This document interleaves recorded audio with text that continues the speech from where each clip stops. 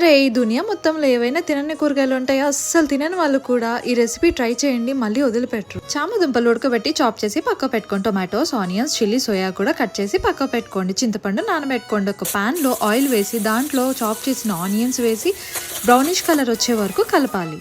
దాంట్లోనే 2 spoons of అల్లం paste వేసి స్మెల్ పోయి బ్రౌన్ కలర్ వచ్చే వరకు కలపాలి. కట్ చేసిన టొమాటో, సోయా లీవ్స్ ఏవైతే ఉన్నాయో అవి ప్యాన్లో వేసి ఆయిల్లో బాగా వేయించాలి. స్మెల్ పోయే వరకు అండ్ టమాటా ఉడికే వరకు. ఒక బ్రౌనిష్ కలర్లో అయితే వస్తుంది. వచ్చిన తర్వాత వెంటనే కట్ చేసిన చామ దుంపలు అయితే దాంట్లో వేసి ఆ మిశ్రమం బాగా కలిసేలాగా కలపాలి. దాంట్లోని కొంచెం పసుపు, ఉప్పు, కారం వేసి కలపాలి.